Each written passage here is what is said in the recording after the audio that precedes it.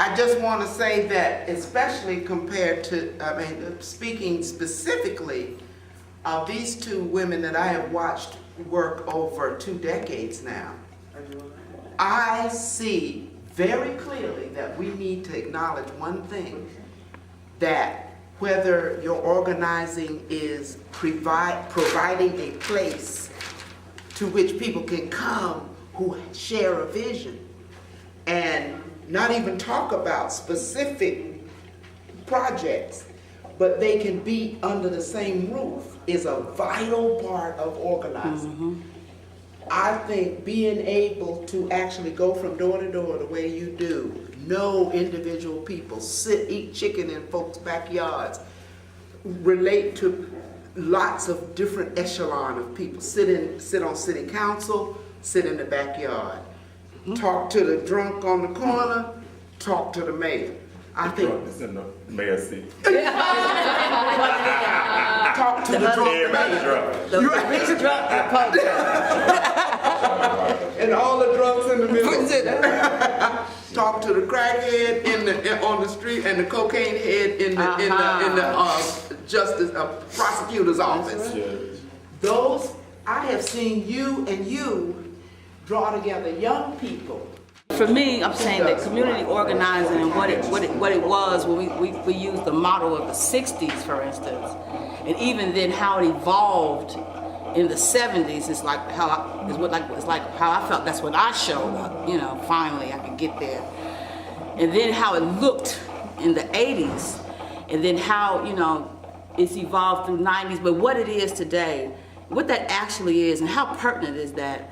In the 21st century, I'm saying that, is it time to put 90% of the strategies and tactics and some of the concepts that were utilized in the 50s and 60s, is it time to put some of those things to bed and open some new doors, because I'm saying we utilize a lot of old terms that we bring a lot of history and baggage with sometimes that is not necessarily pertinent to like Kelly and Kim, you know what I mean? Based on their reality, where we were adults when they were children. And so their experience is very, very different from ours. Her whole description of what that person does and who that person was to the community was that to acknowledge that old African-American sister that brought the youth together, that brought the culture together, that held the community together, whether it was through the church or her backyard or the community center, that person was an organizer. And that person was the person that pushed to the level that people got to with Martin Luther King. That person was the behind-scenes person, Miss Culture Lady. Now organizing has become like a definition or a career track. People do indeed have, the organizers now do indeed have degrees in social work.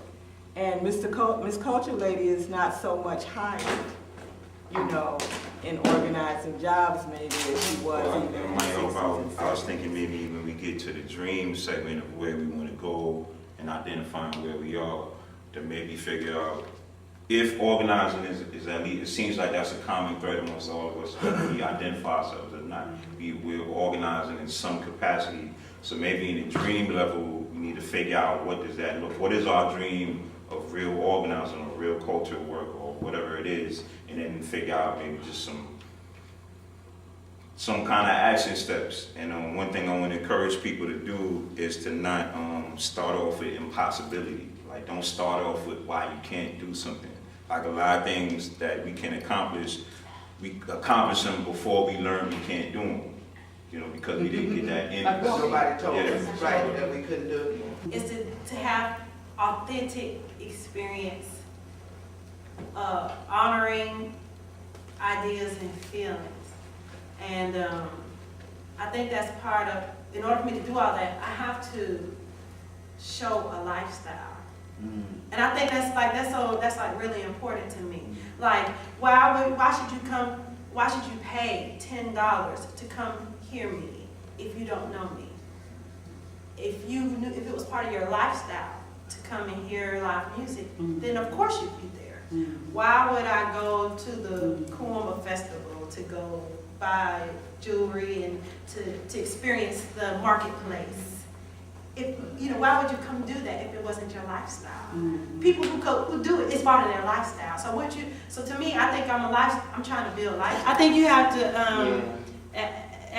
as we all function in the community, we have to mirror, going back to everything I said, you have to mirror what's important in your life in order to create that community model. Yeah. And you know, it just goes back to being the change. Yes. You just have to be the change that you want to see, and to make it visible to other people, because you know that's what's important. It's part of the exposure to the change. I was thinking, and I appreciate the invitation, because it is the invitation that is the organizer. That's right. Hey. The community building. Hey. And so if we're going to do these partnerships, you know, The in this invitation. way, you know, this is the way Yeah. that you create it where I feel welcome. And I feel like it's actually something I can get to know.